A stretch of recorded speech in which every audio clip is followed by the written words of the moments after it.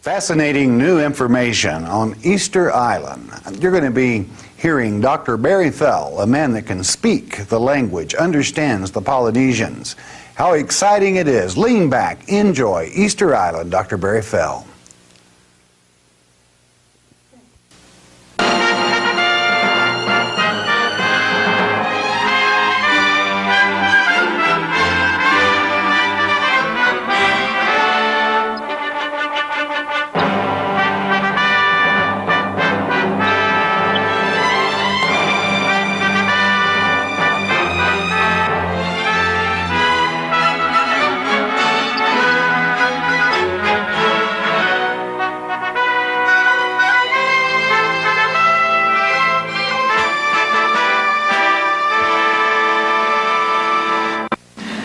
Easter Island is one of the most remote places in the globe.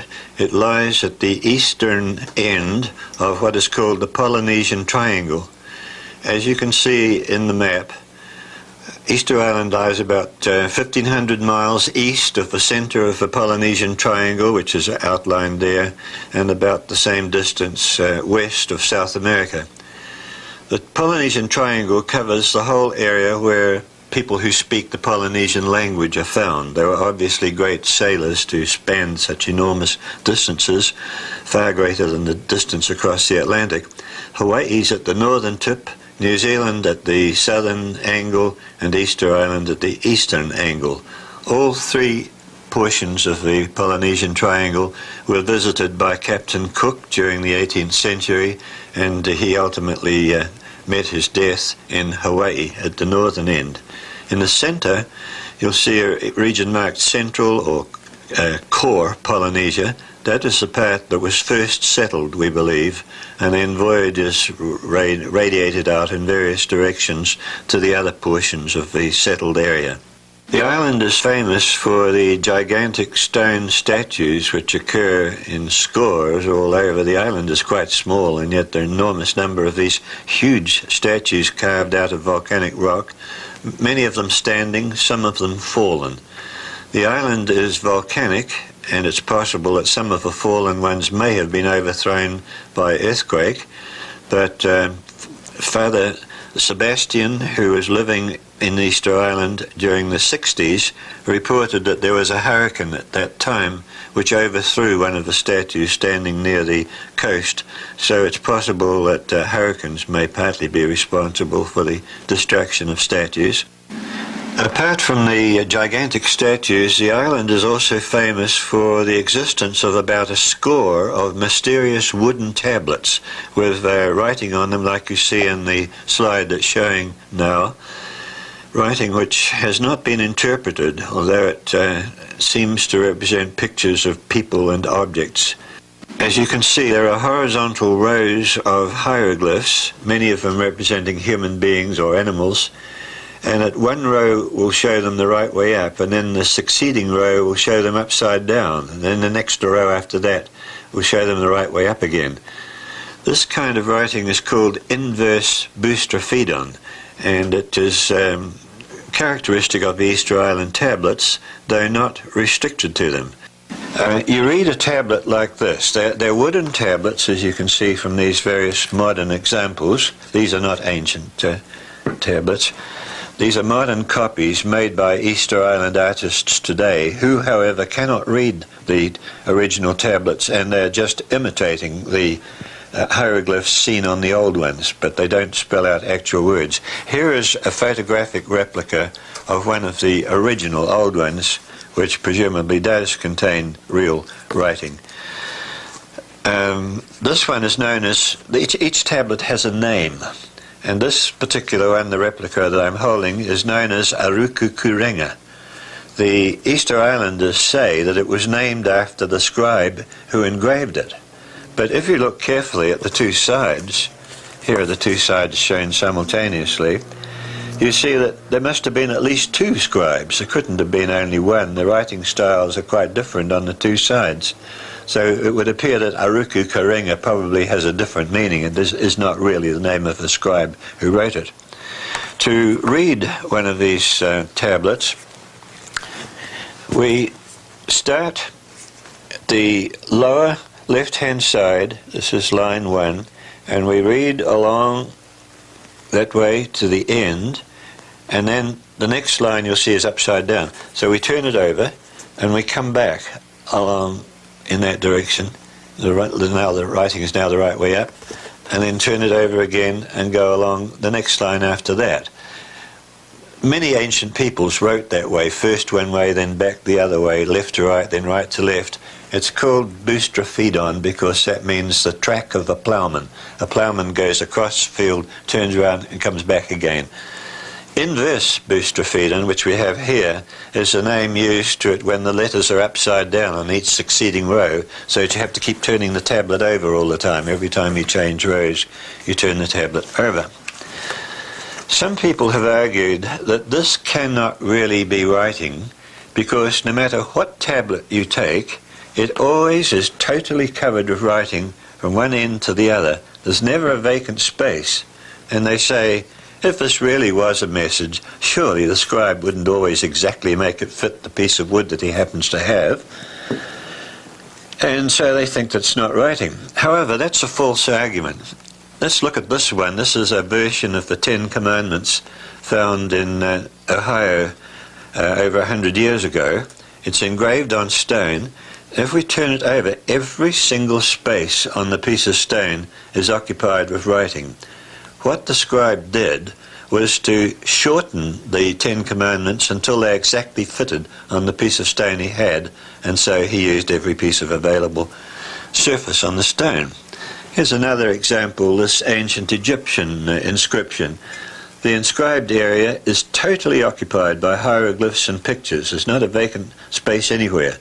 It's just the way that scribes worked in ancient times. They were taught to make full use of the available space and not to waste any. Another reason why that argument is wrong is that there are a few objects like this pectoral that was worn around the neck, like hung around the neck on a chieftain, that has only one line of writing on it. There's plenty of spare space on that one. So you see the argument is fallacious. Some people have said that this arrangement of reading the way I've been talking about, inverse boustrophodon, is found only in Easter Island and nowhere else, but that's not true either. Here is a copy of a letter written by a Berber about 150 years ago in North Africa using the Deciphering alphabet that we've met in other contexts. It begins here. This is the letter W, this is the N, that's a K, just as we found in the Norse inscriptions at Peterborough. It's the same alphabet. WNK, that stands for Wanak, which is saying, it is I. Then he gives his name, which is Abdusalim, B-D-S-L-M, and the vowels are left out. This is I, Abdusalim, and then he goes on to say his message. Read along like that, then you go around the corner, and you come back this way, and you turn it around again, along there, and you end up here. Here's another one from the same period, written by a gentleman called Agua. He prefers to start at the bottom, like we did on this Easter Island tablet. He starts down here, again with the same formula, W-N-K, Wanak, this is I. Then he gives his name, which is Agua, G-R, are the only letters he writes. G-R, the vowels you have to add. This is I, Agua. And then you read along there, turn it round, come back, upside down, and round again, and reach the end here. While I'm on this, I'd just like to mention one thing. It doesn't have anything to do with Easter Island, but it is interesting to us who live in America. You notice each of these letters, whichever direction you read them, started off with a fixed formula. This is I, and then the name of the person, Wanak. We have found inscriptions in Nevada and other portions of the desert southwest which start off the same way, written in the old Deciphering letters and beginning with the formula Wanak. This is I, and then it tells you the name of the person who engraved the inscription in North America. Those are inscriptions that date, we think, from the Middle Ages. We see here in the slide now a photograph of the original of the tablet that I held up to you, Aruka Kurenga, to show you how to read it. That's what the original looks like. The original's in Belgium now, collected by the Belgian fathers during the middle of the 19th century. The existence of these tablets was discovered by one of the missionaries sent to Easter Island in the middle of the 19th century, and he purchased an example from the Easter Islanders and sent it to Tahiti, where his bishop lived. The bishop became fascinated by realizing that there was some form of writing in this remote island, and contacted one of the Easter Island chiefs called Metoro, who was sent to Tahiti to talk to the bishop. And between the two of them, the bishop, with Metoro's help, contrived to make a picture dictionary. Here are some portions of a dictionary. The people spoke French, so the items are in French. Here we have some verb, action, and you can see the various meanings: to see and to be seen, the light of a sun, to polish a hatchet, and so forth. Let's see some of the other examples from his picture dictionary. Symbolic characters, that which is good, as you see on the top left-hand side, that sign is said to represent that. Another sign represents one of the constellations. Converse, you see on the right-hand side, to hold conversation. Se proste, and so forth. Let's see some more. There are 4 pages of these explained hieroglyphs in the work that the bishop left behind. Composite symbols we have here, where there's 2 symbols combined to make something. The curious one at the bottom left says noho kitaragi, to dwell in the sky, that means, or he dwells in the sky. Very strange meaning. Here are some, on the right hand side, terrestrial animals of various kinds. There's a rat at the beginning, moko, a lizard, a dead lizard, moko mater, which is a strange thing. Why would you want to talk about a dead lizard?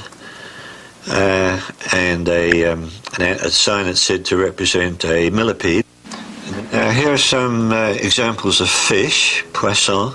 Ika is the general word for fish, and a whole series of fishes are shown to begin with. Then we have baleine, which is a whale, and other fishes, including sea urchins and things like that.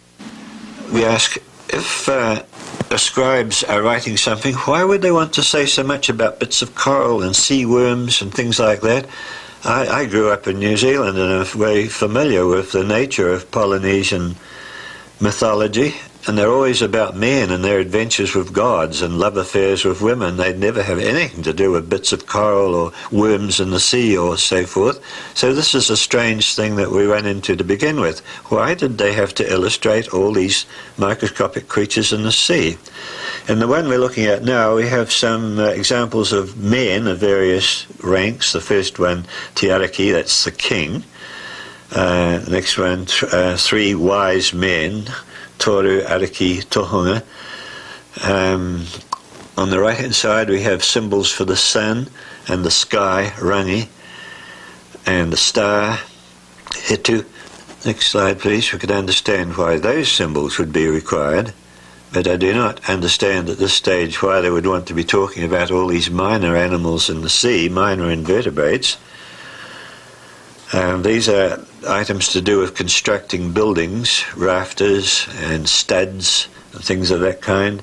On the left-hand side, various flowers and fruits. Why is it necessary to talk about different kinds of flowers? The Maoris don't. This is the dictionary made by Bishop Joisson and Metoro, and not the only source of information we have on the meaning of Easter Island symbols. Tor Heyerdahl, when he visited Easter Island some years ago, made the acquaintance of a man whose father had been a prisoner, a slave, in Peru, and had left some records that he had made himself in this notebook, which he allowed Tor Heyerdahl to photograph. So we have some additional information there. However, it turns out that all the signs are shown, ones which are also repeated in the bishop's dictionary, so we don't learn much more from this. A major advance in the study of Easter Island writing was made when a German professor, Bartel, made an accurate copy of each surface, every line of each surface of every known tablet that's in the European museums. As I said, there are none left on the island itself. And Bartel recorded them all in printed form and made them available for students all over the world to study them. This was a great service he did to us. I'm showing there a sample page from his publication. But there's more available than that. When Metoro was in Tahiti talking to the Belgian bishop, he gave a reading of 4 of the largest tablets, starting, as I explained on this one, starting at one end and going line by line all the way across both sides of a tablet. He did that for 4 of the largest tablets, and the bishop wrote down everything he said. I have brought together here Bartel's copy of the lines of hieroglyphs on these tablets, and I have matched them up with what Metoro said was the meaning of each of the signs written in Polynesian, as you see on this page here. Now we have a portion of that same line, the beginning of that line. That's this end of the tablet that I'm touching here. I'm going to talk about this slide now. As you saw in the portion of the bishop's dictionary that we were looking at earlier, do you remember there was a picture of a man with 2 horns on his helmet, and it said beside it, Rangi, the sky or heaven?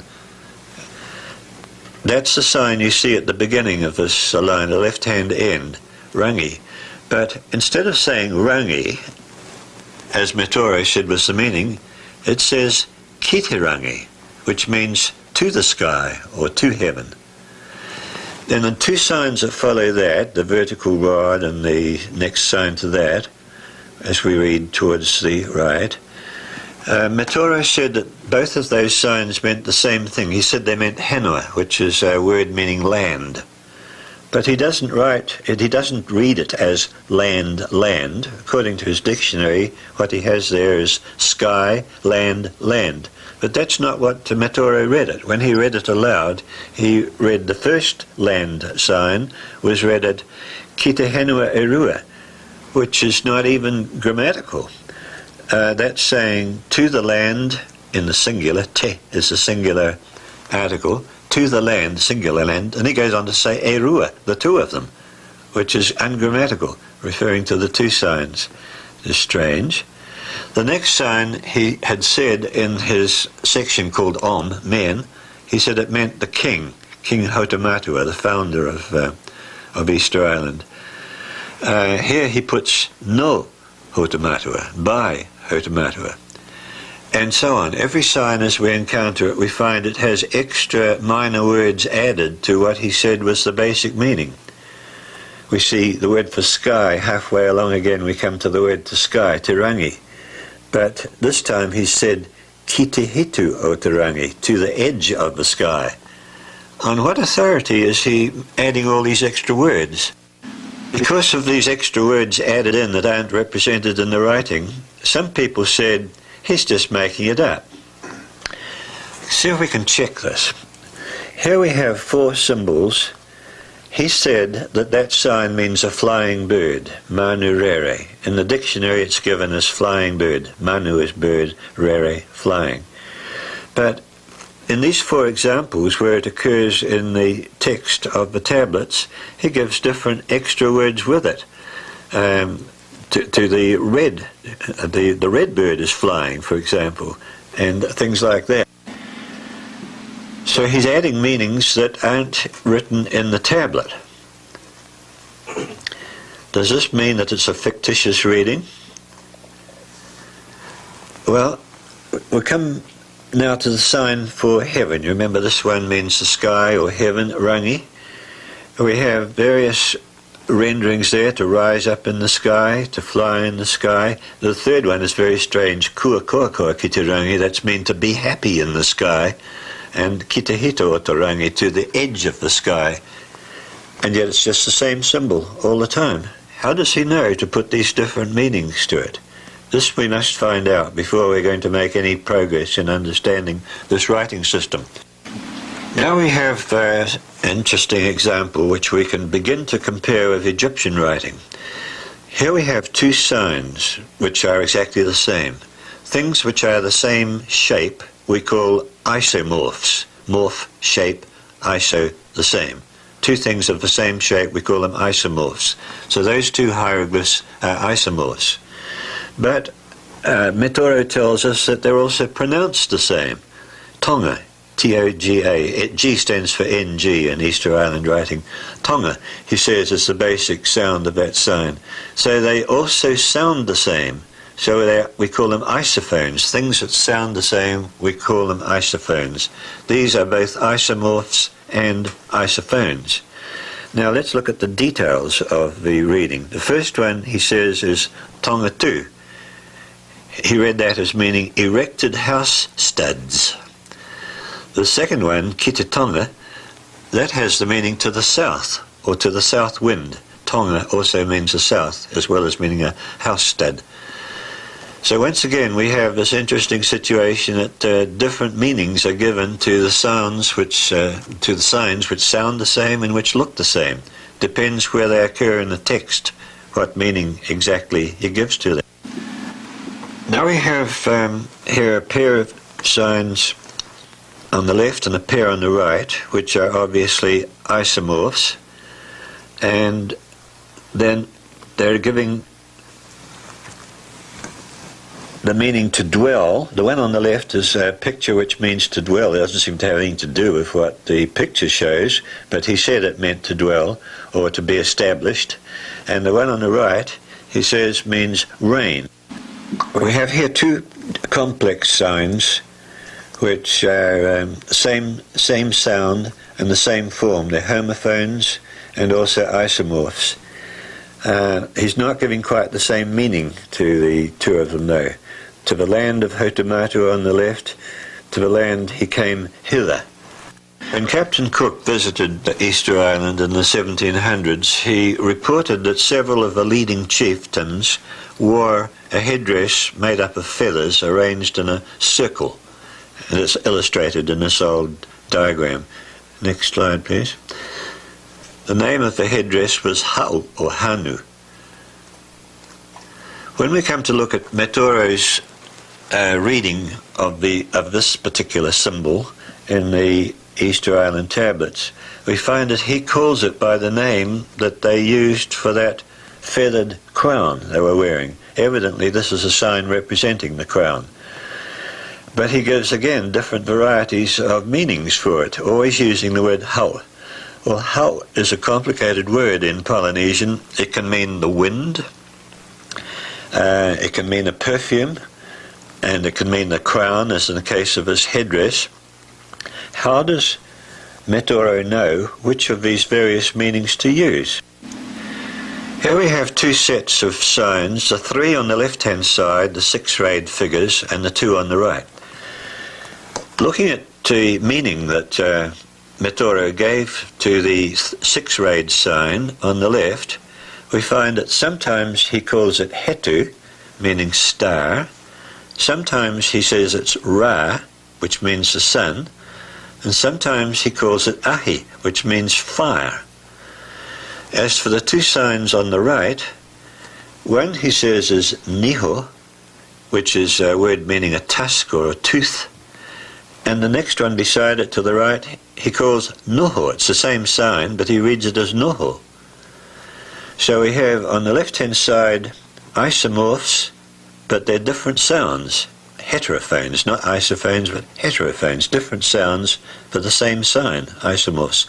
Ones on the right are isomorphs, the same shape, but these are the same or similar sounds. Niho and Noho, they're rather similar sounds. They're not identical, but they're similar. So instead of calling them isophones, Egyptologists would call them homophones. Now, these are things that we find in Egyptian writing, signs that have these different properties. Not the same signs that we see here, but signs that can be arranged in that way. It begins to make me suspect that we have some form of writing similar to that used by the ancient Egyptian. As you know, people have tended to say this can't be writing because Metoro kept giving different meanings to the same sign as he went along. Let's do some checks in other parts of the Pacific to see if we can find some commentary. See if we can find some commentary on that comment. On the left-hand side of this chart, you see a number of signs from Easter Island with the meanings and sound values given to them by Metoro. On the right-hand side are some signs used as a writing system to this very day by the people of the Caroline Islands in Micronesia. We know that the signs really did have these sound values because they're still used today, and the Micronesians will readily point them out and tell you what the sound value is. Now let's compare the two. According to Metoro, in the middle of the 19th century, left-hand column, he said that the first sign looks like a post with a cross on the top of it. He said that that represented Niu. That's a coconut. That means in Polynesian today a palm tree, or in particular a coconut palm. And indeed it looks like a palm tree. And that's interesting because there were no palm trees on Easter Island when the white people first went there. Look at the sign now on the same line on the right-hand side. It's almost the same. It's a vertical stroke with a cross on the top. And the sound value ne, which is nearly the same as Niu. Now that does not mean coconut in the Caroline Islands language. Look now at the second line. On the left-hand side we see the Easter Islands sign and the word poporo. Now that's a plant which produces a seed pod that hangs down on a pendulous stem, as you see illustrated in the picture. Poporo. It only grows in Easter Island. Now look on the right-hand side. The Caroline Islands, they don't have a poporo tree there, but they do have the sign, and they write it the right way up and also upside down, and they say that it's po, or po is the first syllable of the Easter Island name for that plant. Now take the next one. The third one, according to the Metoro, it's a picture of a chunk of sugar cane, and the word is toa, meaning sugar cane. Now look on the right. We have virtually the same sign, same sound, toa, which is not the word for sugar cane in the Caroline Islands, and so on. We could work down all through this table, and there's much more of it, showing how the Caroline Islanders apparently have adopted the symbols used by the Easter Islanders for the same sound or a similar sound, even though the meaning has no connection in the Caroline Islands language. Here's another part of that same table with some more of those signs compared in the same way. Third one from the bottom is an interesting one. On the left-hand side we have the Easter Island sound and meaning. The Easter Islanders say it represents crossed arms. The word for arm is rima, two arms crossed. On the right-hand side, the Caroline Islanders don't give any meaning to it at all. They just say it's the letter re. That's the first syllable in rima. And so on for the other signs that you see there. We've made our point, so I guess I don't need to go tediously through every one, but that's how it is.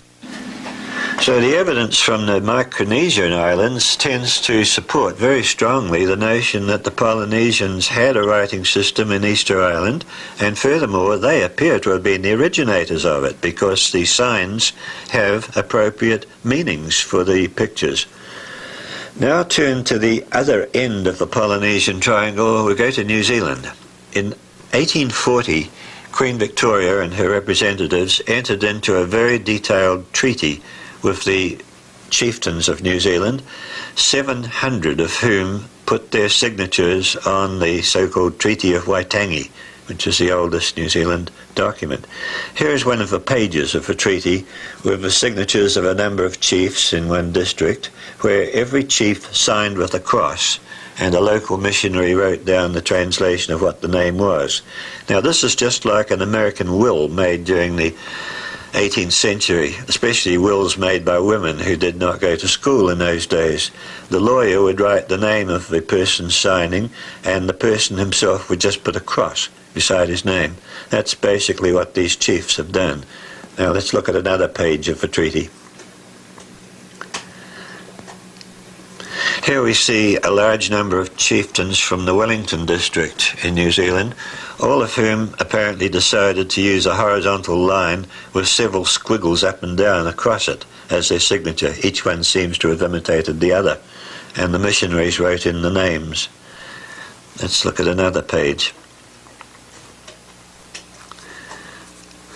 Here are some signatures of a more interesting character from both sides of Cook Strait in the middle of New Zealand. I would draw your attention to the fourth one from the bottom, the loop. On the right-hand side it says Rangi Hayata. Rangi Hayata was a very famous chieftain in the Wellington district who lived in Kapiti Island. It says beside it, Kotitoho or Rangi Hayata. That means this is the signature of Rangi Hayata, and the actual signature is that loop of string that he has drawn. Now the interesting thing is that the word Rangi Hayata in Maori sounds almost like the word that means a loop of string. So he's chosen something that sounds similar to his name and used it to represent his name. Here's another part of the treaty. The second one down, no, the third one down. It says Titoho o Pomure, the signature of Pomure. Pomure chooses to draw the figure on the right. And mure is a Maori word meaning, with a very specialised meaning, larva of the tiger beetle. Mure, larva of a tiger beetle. On this slide I have drawn at the bottom the larva of a tiger beetle. The name Pomure and Mure meaning larva of a tiger beetle, and on the right is the picture the way the chief wrote his name. Obviously he has drawn a picture of a tiger beetle. So he's picked that part of his name which he could represent pictorially and used that as his signature. Next slide. These are all signatures on the Treaty of Waitangi, very well attested and carefully dated document. Now let's come to something that we can't date so accurately. This is a part of a cave inscription from the South Island of New Zealand. It probably dates from sometime in the Middle Ages, maybe about, say, 1400 AD or something like that. The artist has drawn in charcoal and red ochre a number of great fishes, that most of them are sharks. There's a generalized word in the Polynesian language which means great fishes or sea monsters. It's taniwha.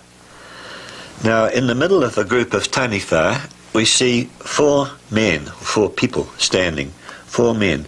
The word for men is tane, and the word for four is fa. He's drawn tane fa, four men, which is as close as near be to taniwha, meaning sea monsters. I think this is clear evidence that the ancient Maori, long before the white people went to New Zealand, had this form of writing, using rebus, or pictures of things that sound like what they want to say. Some years ago, not many years ago, a very fine program was sent to New Zealand television from New Zealand called Te Maori, about Maori art and history and whatnot. And to my great disgust, the very first statement made on the program was made by a Maori saying the Maoris had no writing system. That's nonsense. I'm sorry he said that. They did have a writing system, and that's what one of his own ancestors must have written. Now we'll go back to the Easter Island tablets again. After this excursion into two other parts of Polynesia and Micronesia, we've seen evidence to indicate that writing did exist, and evidence which suggests that Easter Island is as close as anything to the original form of this writing.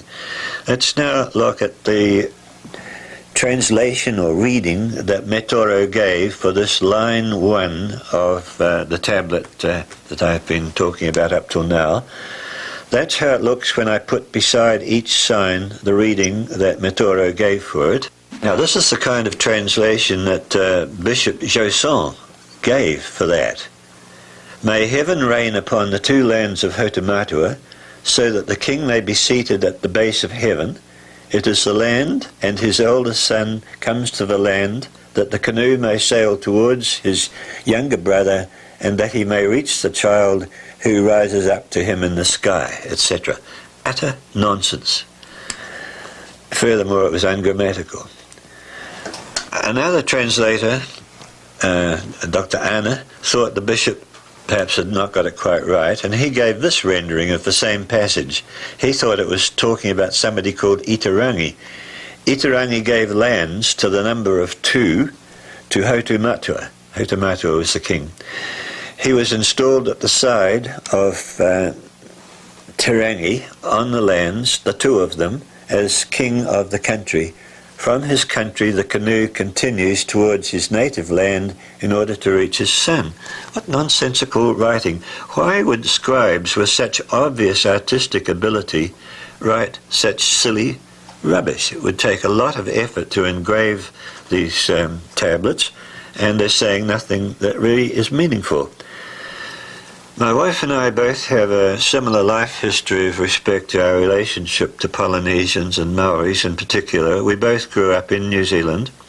My wife and her brother lived in a remote part of the country where they attended a school in which every child was a Maori except her and her brother. So she had good intimate relationships with Maori children as she grew up. I, as a boy in Wellington, had the good fortune to belong to a family that was very close and intimate friends of a Maori family, whose members taught me many things about their mythology, and one of them was afterwards my schoolmaster and still later battalion commander in World War II, which is a very strange sequence. Now that family, their European name is Hislop, that family was ruling as chieftains in the southern part of New Zealand in the 1840s. The lower part of that family tree shows the people who were living that I knew. The 2 upper branches are their ancestors, going right back to where you see the 2 sides level off. That's the period when the Maoris came to New Zealand, about 1350. And then the single column of ancestors above that are their ancestors back in the ancient homeland of the Maoris. I show that to show the extraordinary memory that Maoris have for details of their past. It's not likely that they would be making up nonsense. People so intellectual as that would not be likely to be writing such nonsensical stuff as it would appear from Metoro's reading, and the bishop's translation is on the tablets. Now, as a child, of course, being associated with Maoris, as I said, I became aware of things that not many New Zealanders get to know. Here, for example, is a Maori charm, or a spell, to make the rain go away. It rains a lot in New Zealand, very unlike San Diego, where it hardly ever rains. In New Zealand, we have far too much rain. And in order to have some fun outdoors, we would hope that the rain would stop. This is a karakia, as it's called, a spell that Te Rangihiroa, one of the distinguished Maori scientists, has recorded as being taught to him as a child to make the rain go away. It says, "E rere o te kotare, ki runga e te puwharawhara. Ruru ni I parirau, ke mako o kuan te awa, mau te ua," which can be translated as on the right, "Fly, O kingfisher, onto the branch of Astelia," that's the puwharawhara plant, "and there shake your wing, lest your young become wet with the rain. Cease the rain." And Te Rangihiroa says, "I never understood why I had to say that rhyme to make the rain go away, but that's what we were taught as children." Now look carefully at that. I've written out a portion of that rhyme where it says A, as each line of it as Te Rangihiroa rendered it, how he had to read it. Now, what I noticed one day when I was studying that is if you replace the words in A by words that sound almost the same, but not quite the same, you get a different meaning. And the top line, which says, "Erere o te kotare," fly, O kingfisher, if you replace the word fly by herere, and the ate by ata, and kotare, which is kingfisher, by the verb kotare, you then get something that says storm clouds, stormy weather. And if you do the same thing all the way down, as I've done there, you finally end up with a rhyme that says storm clouds, stormy weather, obey, turn about, go away, be calm, veer off in another direction. This makes it seem as if to make a successful spell, you've got to conceal the meaning by changing the words to make up meaningless sort of doggerel, and the spell then becomes effective. There's the last part of the spell. Now, I'd like to refer to something that was written 100 years ago in 1890. Go away from the slides for a moment. Shortly before this time when this was written, a great Maori treasure that had been lost for hundreds of years was rediscovered by the Maoris in New Zealand. As soon as they found it, they knew immediately what it was. It was called the Kuratangi, or Crying Dove, a beautiful jade carving of a dove, apparently made somewhere in Asia. And the Maoris said that their traditions told them that this crying dove had been brought to New Zealand when their original canoes came there during the 14th century. And when the dove was found, various traditional poems about it were immediately brought into publicity, and here are some passages that appeared in the transactions of what is now known as the Royal Society of New Zealand for the year 1890. These are written by some of the leading Maori scholars of the day and translated into English. Here is a translation of a portion of one of them. Great is the love to my bird. It moves in me in the evening. Into the house enters my liver heedlessly. A day I wait. Tomorrow this day. When will it lift its foot? And so on. There's a lot more. So ridiculous. Here's another version of a related poem recorded from Sir George Grey's collection. He's one of the greatest Maori scholars. Great is my love to the babe that glows within in the evening. I enter the house myself alone. Look, girl, at the duck that swims there. It is naught. It's a Maori duck. We must take a look at the feathers. And so on. Now, as I told you, I was brought up and taught by very intelligent Maoris whom I always grew up to respect. In fact, when I was a little boy, I thought it was the brown people who knew everything and the white people had to learn from them. How, I said to myself, how could people like that not only write such stuff, but how could they even tolerate it and repeat it? There must be more to this than we see on the surface. Now, years later, I became aware of a very rare dictionary by Stimson, Dictionary of Polynesian Spoken in, you're seeing the title page on the slide, here is the actual dictionary. Written by Stimson, who went to the Tuamotu archipelago, which comprises about 30 islands, and wrote down all the language of those islands. Stimson was familiar with New Zealand Maori, which is a dialect of Polynesian.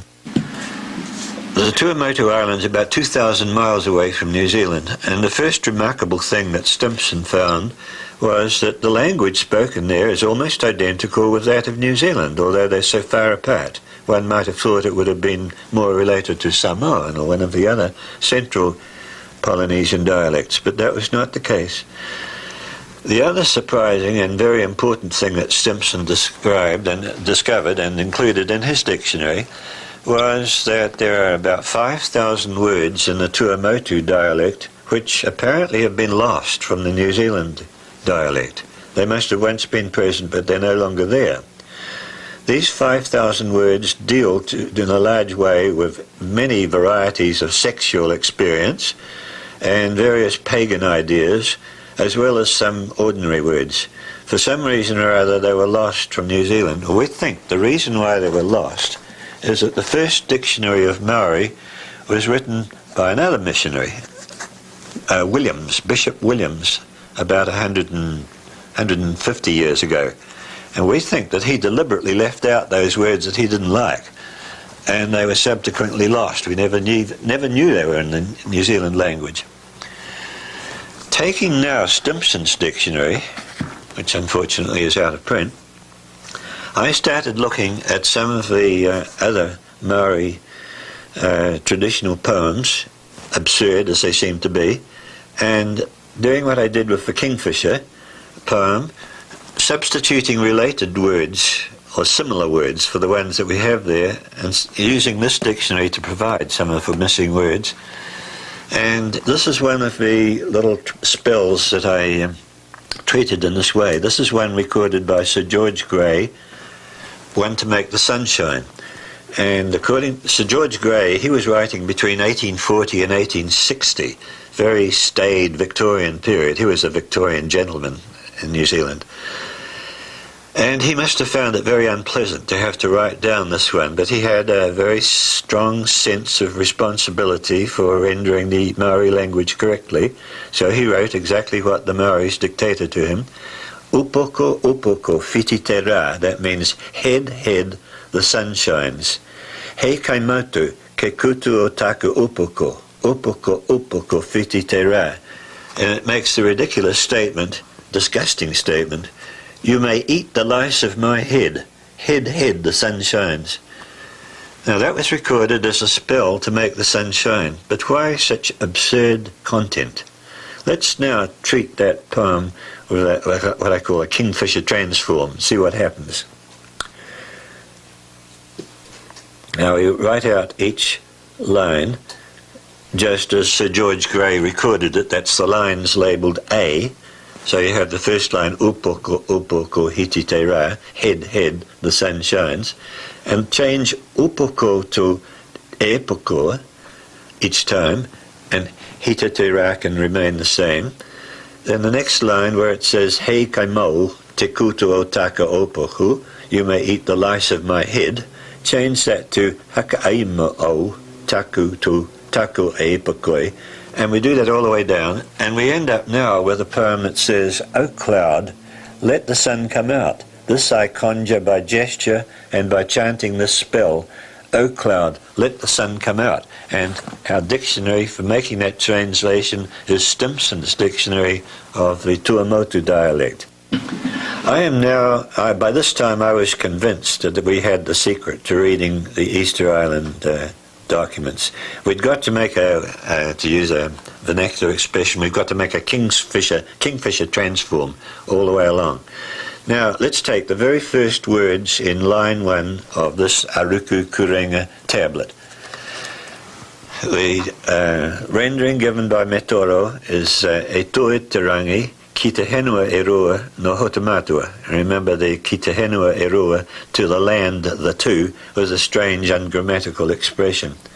If we make a kingfisher transform, as you can call it, instead of getting the absurd rendering that the poor bishop got and his friends, we get now this one that I've rendered on the right. Ke tu hiti airangi. Instead of reading ke tu itirangi, let's read it as ka tu hiti airangi. And instead of reading ki te henua e rua, line 2 on the right, we make it ki te honua e rua. Instead of henua, make it honua. That's the only change we make. The next line, we don't have to change that at all. We just leave that no hotomatua. When we do that, we get a translation which reads quite sensibly. It says, Hiti Erangi, by the way, is an old name of Easter Island. And it now says that King Hotomatua discovered Easter Island in his double canoe, or catamaran. Now this is striking. When I read that, when I found that was the reading you could get from it, I knew that we had the solution. Because long ago, when missionaries first went to the Easter Island and wrote down their mythology, they told us that the Easter Islanders said that their tradition recorded that the island had been discovered by a man called Hotomatua, who was sailing a double canoe. But what happens if we carry out a kingfisher transform all the way through?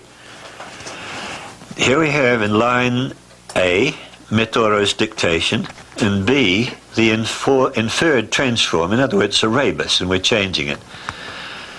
Instead of katui te rangi ki te henua e, that's this one I dealt with before, we change it in the way as shown here, katuhiti te rangi ki te hunua e rua no hotomatua, and we keep on doing that. Now we get this reading. Hiti Arangi was discovered by Hotomatua on his double canoe. It is located at the extreme limit of the sky. The land he found to be of small extent. To this land he steered his double vessel, constructed of two separate hulls, clamped tightly together, namely the Oteki and the Owa. I now knew that we had the decipherment because tradition tells us that the hulls were called the Oteki and the Owa. See how this remarkable piece of history was concealed in the most extraordinary, meaningless doggerel. So we continue deciphering in the same way now. I'm convinced that we have the right method of dealing with it. Here is the whole of line 1 with the phrases that Metoro gave for all the different elements. I'm going to read the translation now only. Hiti Arangi, that's Easter Island, was discovered by Hotu Matua on his double canoe. It is located at the extreme limit of the sky. The land he found to be of small extent.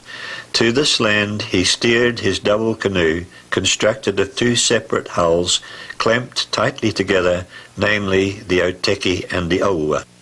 The double canoe continued on direct course until he, that's Hotu, cut the lashings of the outrigger, whereupon the two vessels separated, each rushing pell-mell ahead hither. He, Hotu, was the first to reach land, and he was exultant. As for the other vessel, it made a loop around the island, after which those people were on board to her came back into view and returned here to settle down in peace. Thus our founding father, Hotu, assumed the office of kingship. There also arrived here a chieftain of high rank, so designated by the king, namely his own son, whereupon there was rejoicing. In the sky overhead there appeared a bird in flight, poised above the land. Good was that omen. Now the settlers began to search for edible materials on the island. The men started to build coops for the chickens that they had brought with them and to transfer the chickens ashore.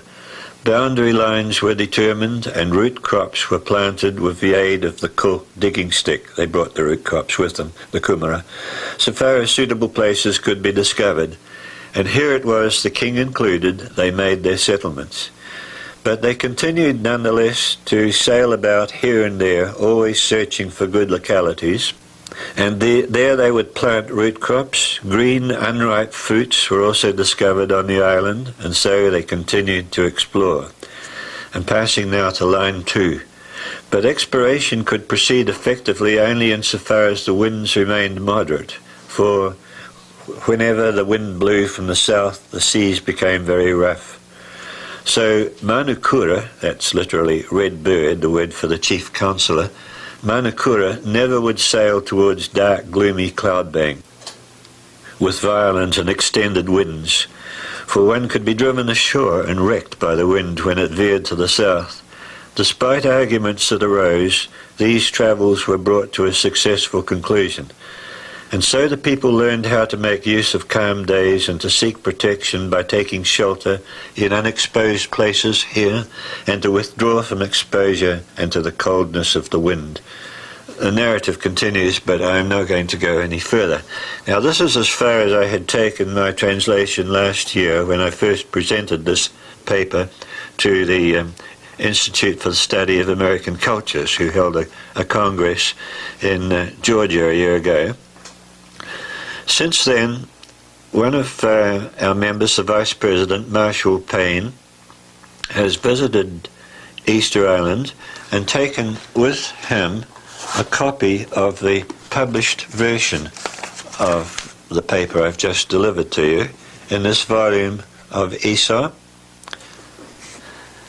And he gave it to one of the 36 elders who rule over Easter Island now. In Easter Island there are 36 families, or hapu they're called, each of which has an elder. And the 36 elders constitute the governing council of the island. To Petoro, one of the elders, Marshall gave a copy of this issue of Aesop. Petoro was selected because he speaks English, Spanish and Polynesian, so he seemed to be an ideal person to accept it. And a few weeks ago, Marshall got a telephone call from Easter Island. I'm amazed to know that you can make telephone calls from Easter Island, but you can apparently. And he then made this note for me. to Barry Phil. Put my glasses on. In a phone conversation yesterday with Petoro Edmonds on Easter Island, he related the following. He recently met with the Council of Elders and explained to them your premises for the translation of the Rongorongo tablets.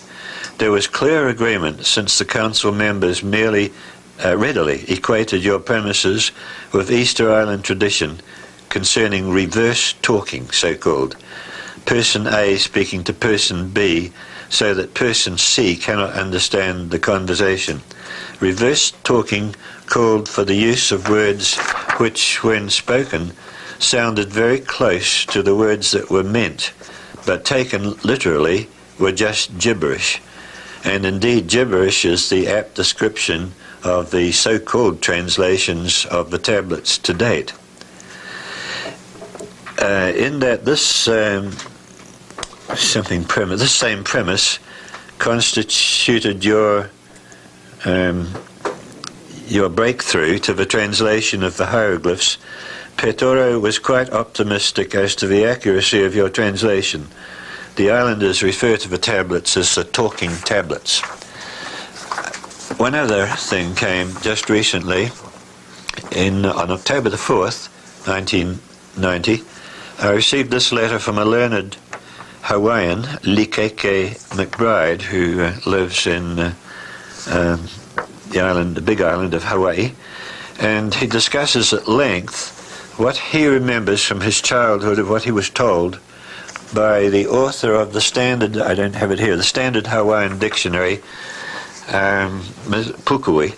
Was told that in ancient times there was a secret language used in Hawaii in which words were used which apparently had an inappropriate meaning but were similar to words that were really intended.